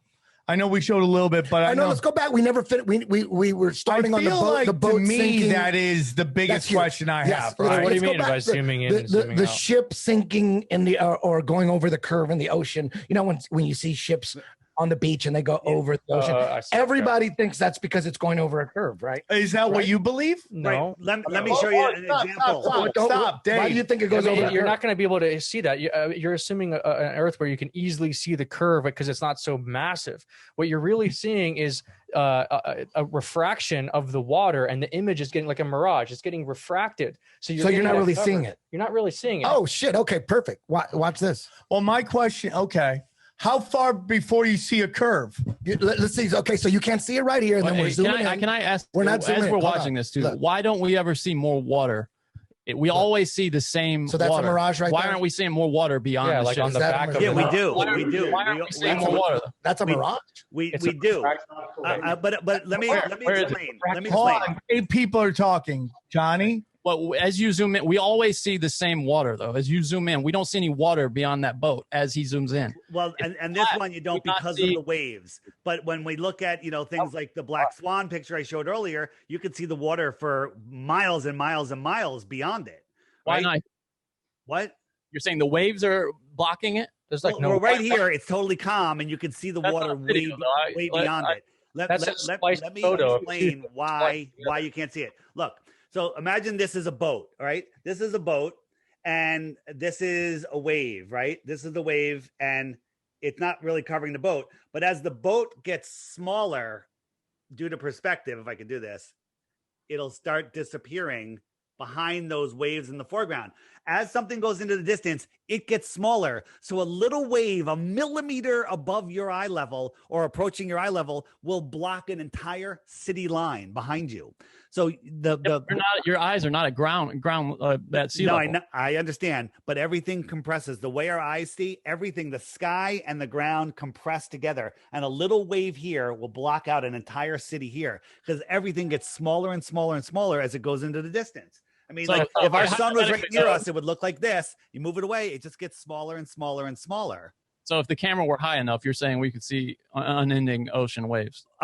Well, yeah, you can see farther until the atmosphere becomes so thick that you can't zoom in no matter what zoom you have because the air becomes opaque over distance. Just like a long swimming pool, you can't see the far end of the swimming pool even though the water's clear. Explain the Black Swan right there behind you. Explain that. The Black Swan this camera is 1 foot off the ground. So according to Globe math, the horizon should be 1.2 miles away. This is 9.4 miles, and not only can we see the entire thing, we could see the land, the water beyond it for dozens of miles. And again, there's more horizon beyond this. You just can't see it, right? There should be 59 feet of curvature here, but we can still see the surface of the water. The only explanation the Globers have is that refraction lifts it up and stops it right at level. It doesn't lift it up high. It just lifts up and says, oh, look, it's perfect. You're seeing a mirage. Everything beyond there is a mirage. That's ridiculous. That's the dumbest thing ever. So if you go up on the top of that structure there, we're really at the top there. You'll be able to see farther. okay, how far could you see on a flat Earth? Until the atmosphere blocks you. Here's a perfect example of that. How far is that? Well, it's different every single day. This is the viewing spot. Watch this carefully. This is a viewing spot in Illusia, France. And out here is Mount Canigou, but you can't see it because it's 175 miles away. At 175 miles, there is over a mile of curvature. No, I'm sorry. The top of Mount Canigou would be a mile below the curve with using the Earth curve calculator. The top should be a mile away. But as the sun migrates in between the two tropics, there's a couple days a year, twice a year, the sun will line up with Mount Canigou. And as it goes beyond it, all of a sudden you can see it. The light bouncing off Mount Canigou can't push through the thickness of the atmosphere, so it looks like sky just because you can't see it. But when the sun backlights it, here's the mountain. The entire mountain is here. And the top where the mouse is should be a mile below the curve. Right? But there is no curve. It's right there. It's not a mirage because as you see, as the sun goes farther away, it'll block the sun. And the only explanation is, oh, the sun and the mountain are far below the curve. They're just refracting up and stopping magically at eye level. What elevation was that photo taken? I would say, could you get a photo of the full mountainside? Because I'm pretty sure it's different than what that looks like. It doesn't matter. The entire top of the mountain should be a mile below the curvature. How tall is that mountain? Any of it. Go look it up. Go listen. I don't have all the numbers in front of me. Go look it up. And by the way, in the app under We Can See Too Far, there's videos that break it down, give you all of the information. We've taken the time to put all the information for people like you to look. But again, belief is the enemy of knowing. It's easy to believe. It takes time and effort to know, right? Is this free? What's that? It's no, you have to pay for it. It's $3. So you're buying me a half of a beer. All right. Hey. No, nobody. Dad always said, "Don't hate a guy for making $1." Yeah, but I mean, I think that's the thing Why about would it be all free. By the way, all of the information is free on the internet. Good luck finding it. Good luck finding it. He's not Jesus. Yeah. Bible's free. Check this out. The app, do anything for free. listen, the app is $3. But I don't get any money for proving the Earth is not round. You know, like I think that. Listen, You'd be rich if you did. Exactly. if you wanted to spend $500, I understand what you're saying. That his thing is his livelihood. I could just as easily sit here and say, you know what? If we didn't focus on the Earth being flat, we could focus on actual conspiracy theories that are really screwing us. This could be a psyop, just trying to get us off track. You know. But let me tell you why this is important. Because for me, they're lying to us. If they're lying to us about, let's say, Iran Contra, Gulf of Tonkin, and those are old ones. JFK, you know, and then you keep going. Like, what else are they lying to us about? And so the question is, you asked us at the beginning, and I think it's a very important question. Yeah, why? Why would they lie about this? Yeah. And this is not saying whether it is or isn't. But 5 more minutes. Well, okay. Dan, let me get into 5 more minutes. Let's get into the why. Before why, let me just say something for 10 seconds. Do you know what Operation Paperclip is? Yeah. Do you know that NASA was formed by Nazis? Yes. Okay, so do you know all our space information comes from NASA? I mean, they control all the space information. Look into it. Okay. So Nazis have changed their name from Werner von Braun was Hitler's right-hand man. They bring him over. Yeah. He directs the fake moon missions. The Nazis form NASA. Dave Weiss, just have that in your mind. I mean, you know what would be cool stuff to get from Dave is you said you're using a calculation for the curvature. What is that calculation that you're using? You're saying that it's a it's not my calculation. If you look up the Earth curve calculator, there's 3 different ways to do it. And they all come out about the same. But if you take the Earth curve calculator of the basic one of 8 inches per mile squared and go for 2,000 miles or 20,000 miles, it doesn't work. It doesn't calculate negative numbers. It works perfectly accurate for the first couple thousand miles, 2,000 miles. It doesn't matter. I just need it to work for 200 miles. And it works completely fine. But here's what got me into flat Earth. I said, okay, they're just seeing things too far. And I said, there's a buoy that's off on my beach about 11 miles away. And I said, and I rounded down to give the globe every benefit. I said, what's the curvature at 10 miles? If you're just at sea level, and it said the curvature is 66 feet. So then I went onto some globe troll sites and I said, what are they saying the curvature is? Like the meta bunk or whatever, that slime ball. And he says, oh, no, you're the thing you're looking at is halfway down and you're halfway on the other side. So it's only half of the curvature. That's ridiculous, but I'll give it to him. 33 feet. So I went down to my beach, perfectly calm morning. I bought $1,000 camera tripod, zoomed in. There it is. There's the water for dozens of miles beyond it. Okay. Right there. And you know, the buoy's only maybe 10 feet high. There should be 33 feet, really 66 feet of curvature. Nope, it's right there. And I could see the water for miles and miles and miles beyond it. So that right there said, okay, maybe the earth is just bigger. So the distances that we've seen, even without infrared, now they're using infrared and we're seeing, you know, over 1,000 miles. The earth would have, the radius of the earth is just under 4,000 miles, the radius from the center to the surface, right? For the distances that we're seeing, the radius would have to be like 100,000 miles. Okay. If the earth is 100,000 miles versus 4,000 miles in the radius, we got a big problem also. All right. So either way, it's a massive lie. And again, you can go look at that curvature calculation yourself and figure it out.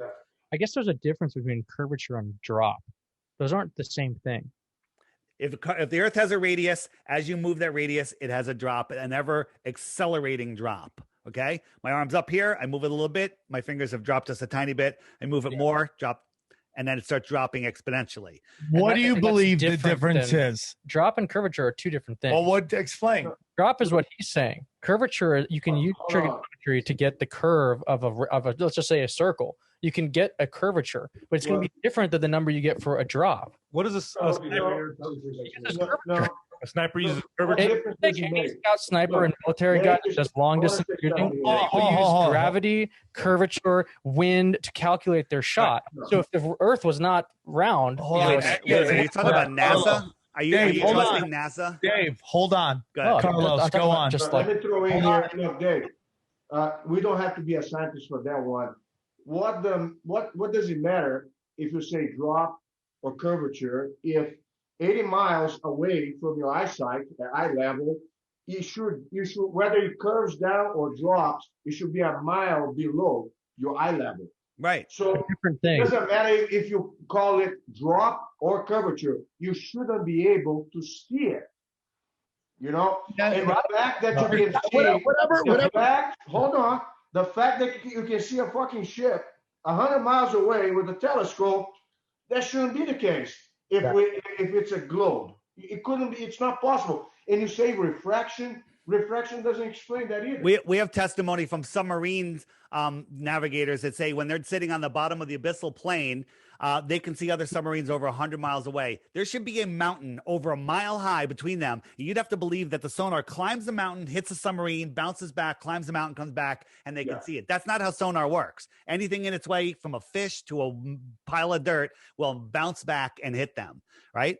And also the same on the surface of the water. There's guys in the gunneries, whatever, that say they can take a pencil thin laser beam and light up a ship over 100 miles away. There should be a mountain of water over 6,000 feet tall. Yep.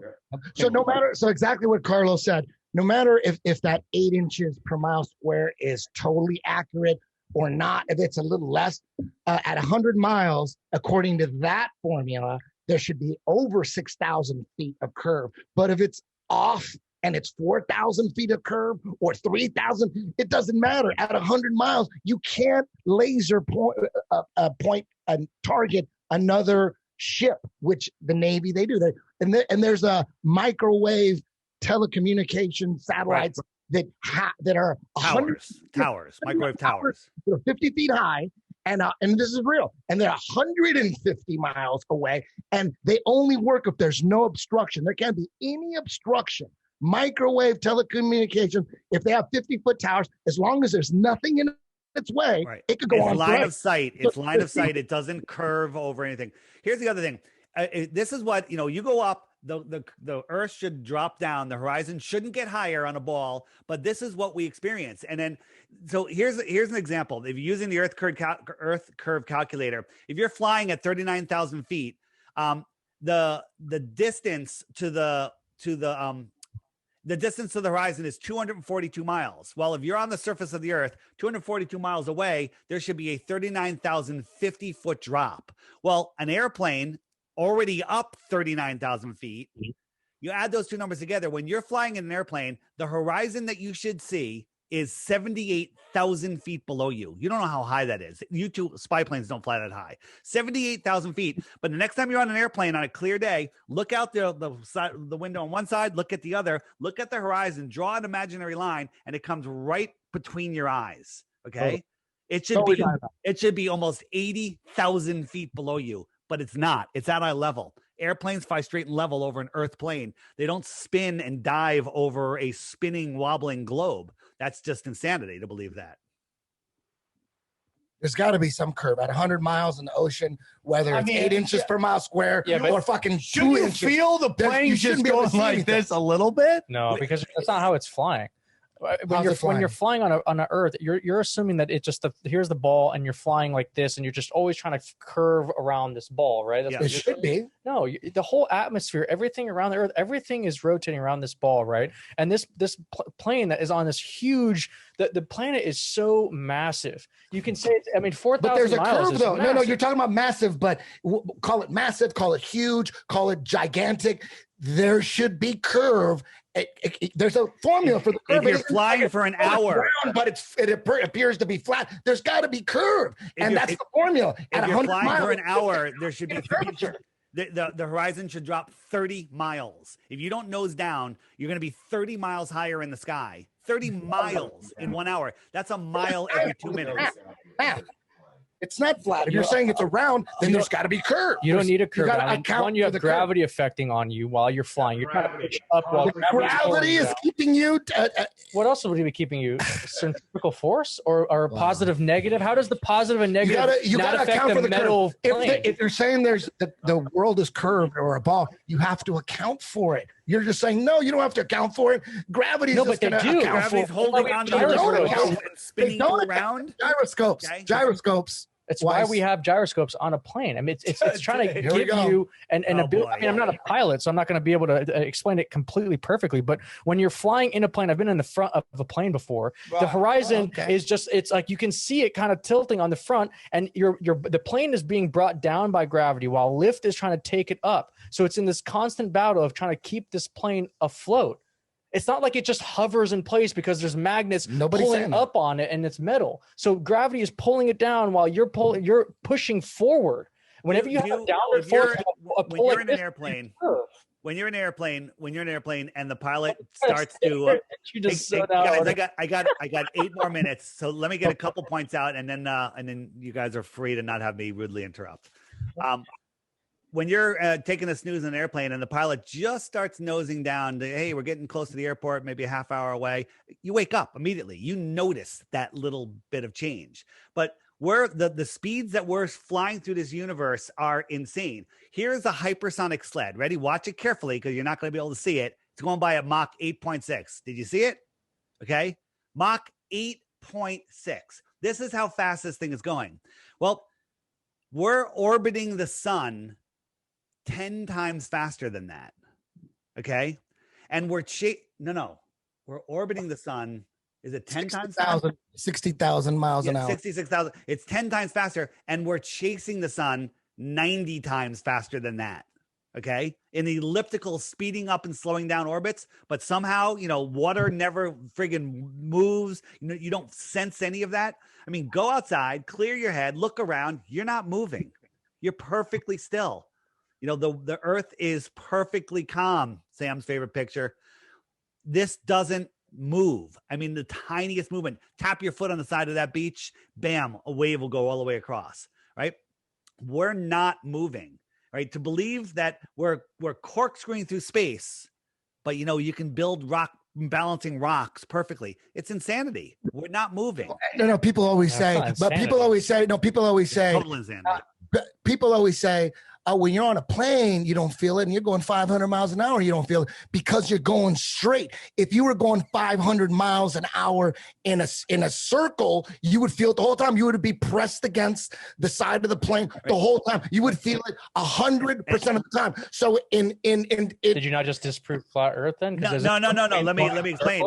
it's a horrible example because planes are not going in circles. They're going like this and like this and like that and like that and like this, like this. Yeah, but like take that, a flight from, let's say, San Diego to you go straight line. New York, right? You go straight. line. Okay, now go from Chile to New Zealand. It's not a straight line. It's You have to go absolutely back to straight line to LA and then in a straight line. It's a bunch of straight lines. Yeah, you're going spinning. up and around. Planes fly in straight lines. Sure. Okay. They're not constantly turning. They're not. Okay. But if they were, you would feel it the whole fucking time. So we're moving. The Earth ain't, and the sun, according to the heliocentric model, is not moving in a straight line. We're spinning on our own axis at 100 miles an hour or 1,000 miles an hour at the equator. So we're spinning. We don't feel that spin, and we're spinning around the sun at 60,000 miles an hour, and the sun is spinning around the center of the Milky Way at 600,000 miles an hour. We're spinning 3 different ways at incredible speeds, and when you're spinning, you feel the spin. If we were going straight, then you could use that. Oh, on a plane, we're going 500 miles an hour, and I don't feel it. But we're not going straight. We're constantly spinning. We're spinning on our own axis. We're spinning around the sun at 60,000 miles an hour. And then the sun is spinning around the center of the Milky Way at 600,000. We're spinning 3 totally different directions, and we don't feel shit. Right. And getting back to the plane routes, look, check this out. Perth to Los Angeles. This is what FlightAware says is the shortest route, but this isn't the way they go. When they go from Perth to Los Angeles, this is the route. They fly in straight lines. Perth to Malaysia, and then a straight line here, right? The routes that they tell us they're going on airplanes are ridiculous. If the Earth was a ball going from Buenos Aires to Perth, again, this is the straightest route, but you're not allowed to fly over Antarctica because we could disturb the penguins. So you just go around it, right? But could it be because there are no airports over Antarctica and they want a place to land? I'm with you. Listen, but there's bigger stretches of ocean. That's the same problem. I get it. What about you got Easter Island out here. You got plenty of places to land. This would be the route that they take, but that's not the route that they take. This is the route that they take. They go from Perth. They go all the way up to either Miami or Houston. Then they stop in LA. Then they stop in Sydney. They go over here. It takes 26 hours. Sometimes they go this way over to Europe, Singapore. Right? They don't cut right under a ball. Right? That's not the way it works. That's a flat Earth model, by the way. This is the flat Earth model. Top-down globe that you just. No, it's not. Your globe is a flat Earth wrapped around a sphere. A globe. That's literally a globe that you just flatten. That's what that is. Untrue. It's the opposite. It's exactly it. The opposite is true. The history of that map is a globe that you flatten down. That's what that globe. I totally, but it's the opposite. It was flat, and then they made it a globe. It works both ways. Right. And listen, the whole idea that we've known the Earth is a globe for 2,000 years, nonsense. The story of Aristophanes is nonsense. They were teaching flat Earth across the world in the 1920s and 30s. Okay, everyone in America was taught the Earth was flat in the 1920s. Okay, so I interviewed an old 102-year-old woman, and she was taught in public schools, not religious schools. Here's the thing. You want to prove the Earth is a globe? They can put this to bed right away, and then I'll get into why the lie, and then I got to roll. They say Antarctica is 13,000 miles around, right? We get 2 airplanes. We go to the base over here. We refuel, fill them with Neil deGrasse Tyson, flat earthers, ball earthers, teachers, professors, and one plane, 1,000 feet in the air, just follows the coastline, and everybody watches the coastline. And then the other plane goes this way, follows the coastline. 9 hours later, 6,500 miles later, they should meet over here. But for some reason, they don't. They can't do it because the last person to try that was Captain Cook. It took him 3.5 years. He went over 60,000 miles going all the way around because Antarctica is not the continent at the bottom of a ball. It's a massive edge of our known world. Okay. Where did you get that from? What's that? Where did you get that from? This little map of his. This is the track Captain Cook thing. Look it up. Look it up. He did it 3 times. It took him over 3.5 years. He went over 60,000 miles. Okay. Amelia Earhart, this is her trip, right? East and west are circles. Right? You can circumnavigate in circles because no one on a flat Earth, you can only circumnavigate east and west. Well, billions of people have done it. Billions of people have circumnavigated east and west. 0 people have done it north south. 0. That's a problem.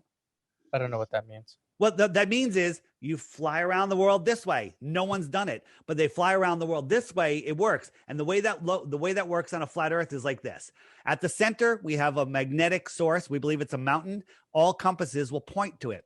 So I'm trying to push this compass west, and check this out. West is a circle. I have to keep that needle pointed towards the center. So I'm dead reckoning west, but I'm going in a circle. Weird, right? Doesn't prove the Earth is flat because it works on a ball also. Okay. I could go east. Same thing. I got to keep turning to make it a circle. All right. The needle always has to point towards the magnetic north. So I'm trying to dead reckon east. Hey, I went to left New York. I went east. I got back to where I am. Oh, the Earth is a ball. No, not true. Now, if I try to dead reckon west without turning, if I don't correct to the north, I'm going south. Bam.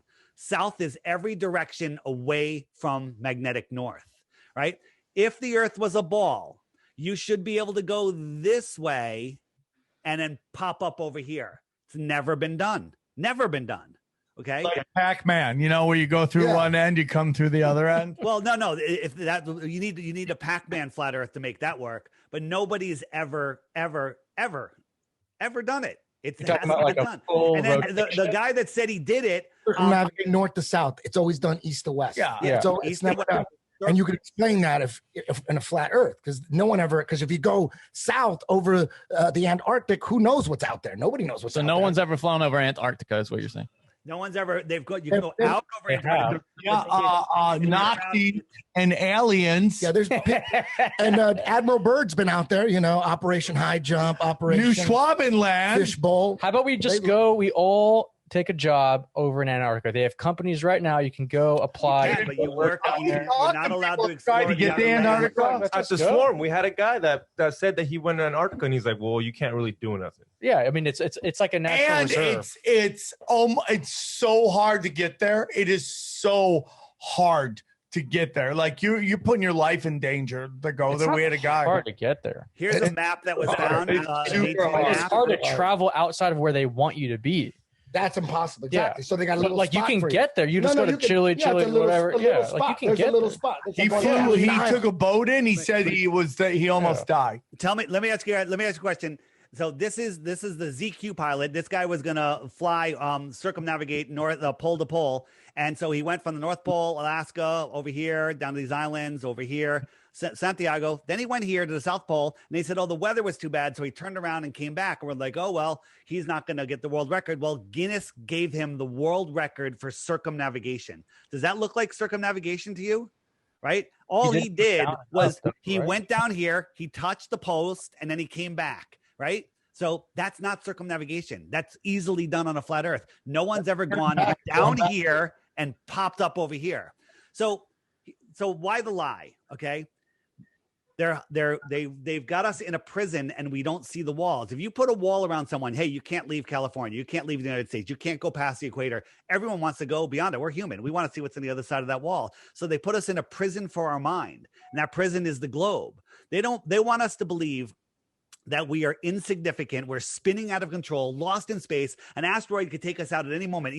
On Halloween, NASA says, "Oh, we saw a jack-o'-lantern asteroid, almost missed us." And just yesterday, they said they saw patriotic color supernova or something. The dumbest crap ever. They're literally just keeping us dumb, keeping us fascinated with space. When were you introduced to the heliocentric model and space travel? And the answer is before you can talk. And did they show you anything other than cartoons? And the answer is no. You've only seen cartoons. You haven't seen anything real from space because space doesn't exist as how we say it. So the other point is these people that are running the world are evil. They're devil. They worship Satan, whatever name you want to give it.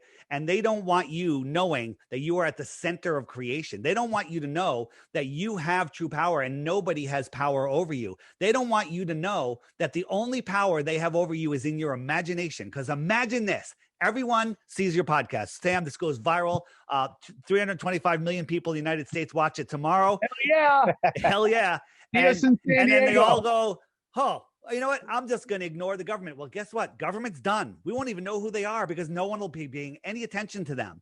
So they don't want us to know that we have this God-given or natural free will that no one's allowed to take from us. They know that they can't take it from us. They only know that we can give it to them. So they keep us living in fear, living in lack. They keep us believing that this is all there is, Truman. There's nothing else to discover, right? It's all programming for your mind. And then the amazing thing is I have to give them big credit to the elite. They have brainwashed people to fight for their own enslavement. It's unfriggin' real, right? People, no matter what you show them, did you see the other day with the guy coming out of the vaccine center convulsing and nobody got out of line? They just wheeled him out and everyone still went in to get their shot. I mean, they have us believing utter nonsense. They have us believing that we are insignificant, that we have no power. And they do it all with cartoons. They have us believing complete and total nonsense. I agree with you there. I just don't think that having the Earth be flat or round impacts the lie. The shape the reason is what matters. Let's see for a second. But the lie doesn't make any sense. Like there's no purpose. It does make sense. Why? Because I just said there's no purpose. Not that there is purpose. And, what's the purpose? And I know I've been arguing one side, but for me, it's just it goes along the lines of like letting us know how not special are, because what happens is now we're on a rock hurling through space. We can't do anything about it.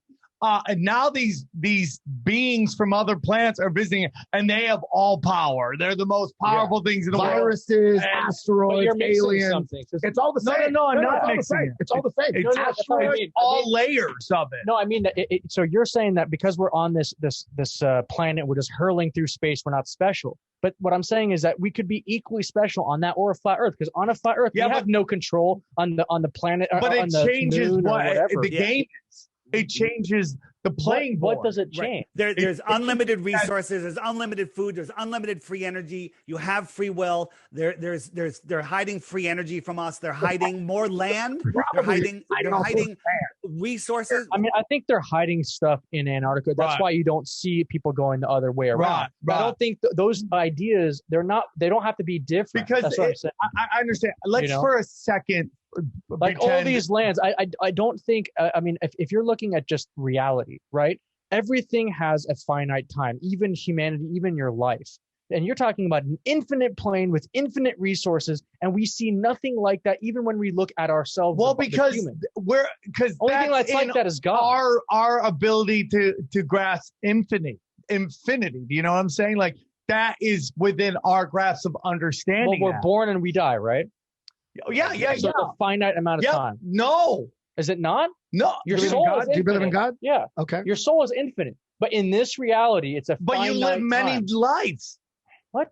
You live many lives. What do you mean? You're born and you die. And then you come back and you live another life. No, I mean, I don't think that. You may think that. That's the whole point. Is it's abundance versus scarcity. I think it's scarcity in this reality. Yeah, that's how they control you. No, I just think that's just a reality. But this becomes dimension. Abundance. But it's hey guys, I got to run. Listen, thank you so much for having me. Sorry I have to run. Got family, 4th of July. We literally 4th of July was yesterday. I know, but we had crappy weather. We have a beautiful day here. Listen, Sam. Listen. You're a good family man. I just want to say, Flat Earth matters so much. Get the app, watch the daily video every day, and then you'll get it. The frequently asked questions will answer all the questions that you have. And click Why the Lie. Click Why the Lie. Click the Ewarrenon series in the app. And just start watching, because it'll save you a ton of time. It's $3. There's no, you can subscribe or not, you still get everything. Okay. So don't worry about it. Just get it and check it out. And the last thing is, don't let them control your mind with cartoons, because that's what they're doing. It's all cartoons and everybody falls for it. So there you go. It is programming early. That's why religion gets in early. That's why this space is like, look what they're trying to do with kids. With it's all over. With kids sexuality. They're trying to get it so early they'll just plug into you when you're impressionable. And it's just unbelievable. Bye, Dave. Hey, thanks, guys. Appreciate it. Thanks. For me, all of this is to make the Flat Earth Sun and Moon Clock app. A dynamic new app to teach family and friends about where they actually live. The sky is a perfect clock. The sun measures the hours and days. The moon measures the weeks and months. The star constellations measure the seasons and years. 12-12 or 24-hour clock face, or go hands-free. The Flat Earth Sun, Moon, and Zodiac Clock app with new added features. World Time. See what time it is all around the flat Earth.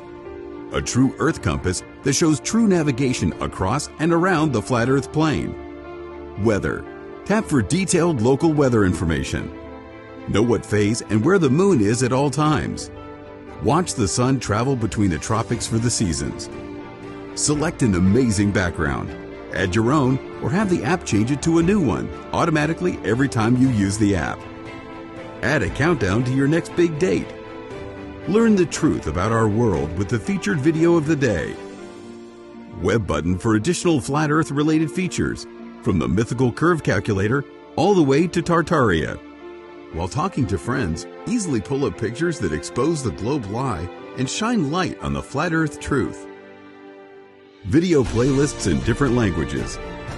See the real trade winds circling the flat Earth, and clean screen features. Simply click off the items you don't wish to see. The Flat Earth Sun, Moon, and Zodiac Clock app is the best tool to show your friends and strangers how our flat Earth actually works.